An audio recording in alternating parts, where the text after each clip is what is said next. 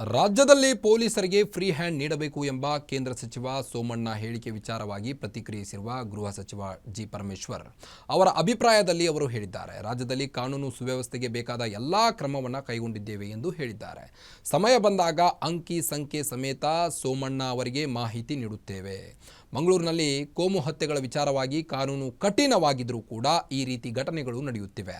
ಆದರೂ ಅವುಗಳನ್ನು ಹತ್ತಿಕ್ಕಲು ನಾವು ಕ್ರಮ ಕೈಗೊಳ್ಳುತ್ತೇವೆ ಎಂದು ಹುಬ್ಬಳ್ಳಿಯಲ್ಲಿ ಜಿ ಪರಮೇಶ್ವರ್ ಸ್ಪಷ್ಟನೆಯನ್ನು ನೀಡಿದ್ದಾರೆ. ಅರೆಸ್ಟ್ ಮಾಡಿದರು ನೋಡಿ, ಇದು ಒಂದು ಮರ್ಡರ್ ಕೇಸು. ಅವ್ರ ಮೇಲೆ ಅನೇಕ ಕೇಸ್ಗಳಿತ್ತು, 5 ಕೇಸೇನೋ ಅವ್ರ ಮೇಲೆ ಇತ್ತು.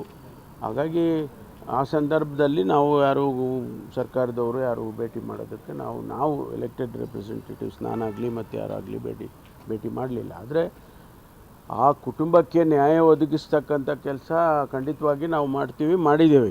ಈಗಾಗಲೇ 8 ಜನನ ಅರೆಸ್ಟ್ ಮಾಡಿದ್ದೇವೆ. ಸರ್, ಇದು ರಿವೆಂಜ್ ಆಗಿ ಆಗಿರುತ್ತೆ ಏನಂತ ತನಿಖೆ ಆಗೋ ತನಕ ಏನೂ ಗೊತ್ತಾಗೋದಿಲ್ಲ. ತನಿಖೆ ಆದಮೇಲೆ ಎಲ್ಲ ವಿಚಾರಗಳು ಹೊರಗಡೆ ಬರುತ್ತೆ. ಅದಕ್ಕೆ ಮುಂಚೆ ನಾವು ಸ್ಪೆಕ್ಯುಲೇಟ್ ಮಾಡಿ ಹೇಳೋದು ಸರಿ ಕಾಣಿಸಲ್ಲ. ಪಾಜಿಲ್ ಅವರು ಸಹೋದರ ಕೂಡ 5 ಲಕ್ಷ ಕೊಟ್ಟಿದ್ದ